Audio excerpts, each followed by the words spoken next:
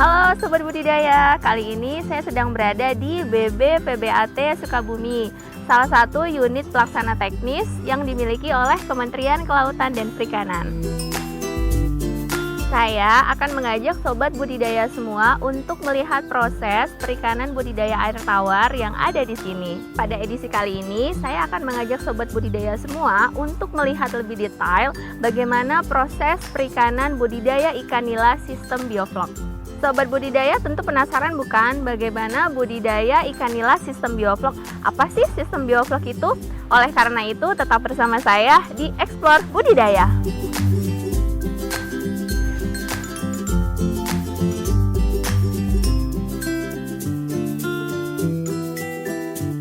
Baik Sobat Budidaya, kali ini saya sudah ditemani oleh Pak Fatih. Beliau merupakan salah satu teknisi yang sangat menguasai bidang budidaya ikan nila sistem bioflok. Pak Fatih, bisa dijelaskan kepada Sobat Budidaya apa sih keunggulan sistem bioflok ini? Ya, setidaknya ada beberapa keunggulan dibandingkan konvensional ya. Yang pertama, atau sistem biasa ya Pak? Iya, yang pertama penggunaan pakan lebih hemat. Iya. Jadi nilai FCR lebih rendah. Nah, yang kedua, hemat air karena tidak ada pergantian, bahkan sedikit sekali dalam satu siklus itu paling 1-2 kali itu pas panen gitu. Oh, diganti siklus airnya ya? Terus ramah lingkungan, dia tidak bau. Nah, mungkin bisa lihat di sini ada banyak sekali bak di sini, tidak ada satupun yang bau. Boleh kita cium langsung. Nah, tidak bau kan? Oh, iya. Ini semuanya boleh dicoba langsung begini juga tidak Jadi bau. ini berbeda ya Pak dengan air kolam biasa ya? Iya, karena ini amoniak itu udah diurai sama bakteri heterotop itu menjadi gumpalan itu, gumpalan flok ya. Iya. Flok itu kan artinya gumpalan ya. Kalau bio itu kan hidup, jadi gumpalan hidup itu dimanfaatkan lagi sama ikan sebagai pakan tambahan sehingga tadi FCR-nya bisa ditekan. Nah, biasanya di kolam biasa tuh 1,3, di ini bisa 1 atau bahkan di sini bisa 0,9 gitu. Itu dari pakan. Terus ramah lingkungan. Yang ketiga, padat tebar. Padat tebarnya ini bisa 10 kali lipat dibandingkan kolam biasa. Nah, ini 1 meter kubik saja bisa 100 ekor. Gitu. Kalau di kolam biasa hanya 5-10. Kalau Jadi di sini untuk bisa 100 hasil ya. panennya sendiri juga bisa lebih banyak ya Pak, Iya. dibandingkan yang sistem biasa. Betul, betul.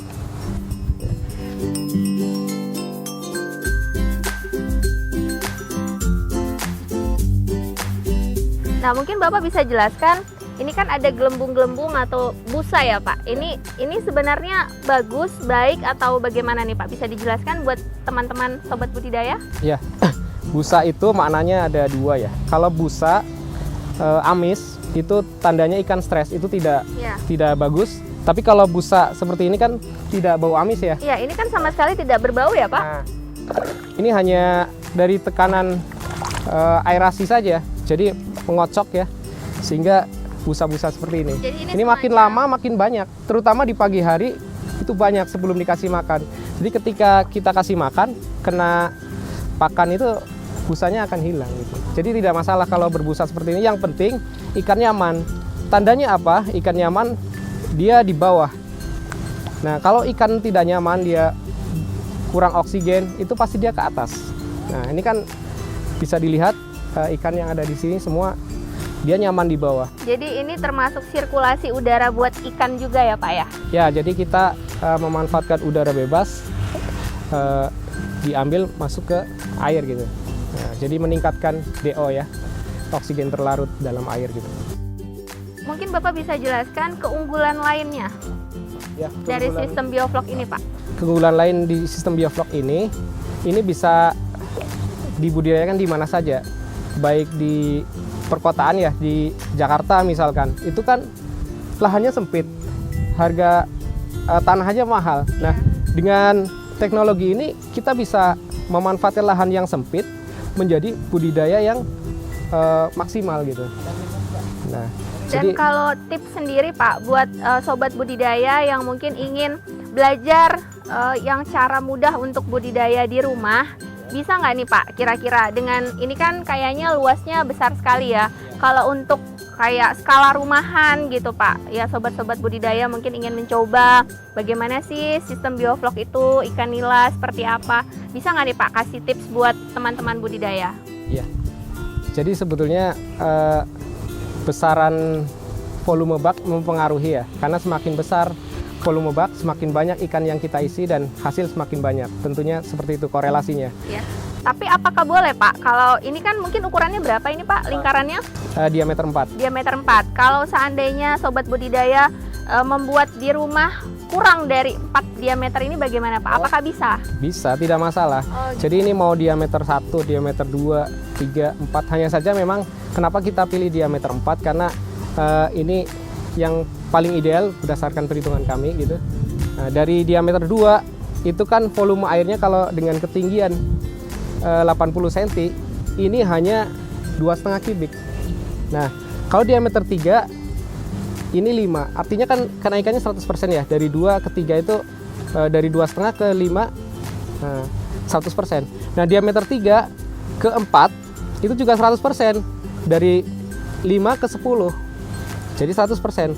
Tapi dari 4 ke 5, nah diameter 5 ini hanya 15. Kalau ini 20 mungkin 5 bagus. Nah, ya hanya 15 kubik. Makanya kita rekomendasikan diameter 4. Nah, jadi kita punya satu yang diameter 4 ini sama dengan punya yang kecil diameter 2, 4. 4 unit yang diameter 2 itu sama dengan kita punya satu. Nah, itu produktivitasnya. Kalau kita punya diameter 3, itu sama dengan diameter 3, 2 unit itu sama dengan punya satu yang diameter 4. Makanya lebih baik satu yang diameter 4 itu lebih banyak ikannya. Itu daripada kita bikin yang kecil-kecil, cost-nya akan lebih banyak. Kenapa? Dari bahan, jelas lebih banyak gitu. Oh, begitu ya Pak. Jadi kalau teman-teman sobat budidaya ingin membuat sistem bioflok ini di rumah dengan diameter berapa saja berarti bisa ya Pak? Bisa. Dan kemudian untuk pertama kali penebaran benihnya sendiri bagaimana tuh Pak? Untuk skala rumahan Pak, buat sobat budidaya ingin mencoba gitu. Jadi salah satu trik keberhasilan di dalam budidaya sistem bioflok ini, yang pertama ya, bahwa benih yang akan ditebar harus betul-betul sehat. Makanya nanti ada istilahnya quality control, atau kita karantina dulu sebelum masuk ke sistem bioflok gitu. Nah, jadi harus betul-betul sehat. Kenapa? Karena kita main bakteri ya, bakteri baik gitu. Nah, kalau ikan itu sendiri tidak sehat bawa bakteri, maka bisa jadi tambah parah gitu. Makanya harus betul-betul sehat. Ini kunci utamanya. Nah, yang kedua, selain benih yang sehat, juga kita harus sering kontrol volume flok, kondisi air juga gitu. Paling ya gitu. Begitu ya Pak ya. Nah, sobat budidaya, sudah jelas bukan tentang budidaya ikan nila sistem bioflok? Nah, apabila teman-teman sobat budidaya ingin belajar lebih jauh mengenai sistem bioflok, teman-teman budidaya bisa datang langsung ke Balai Besar Perikanan yang ada di Sukabumi, dan teman-teman bisa belajar langsung dengan pakarnya di sini. Eksplor budidaya, budidaya bangkit!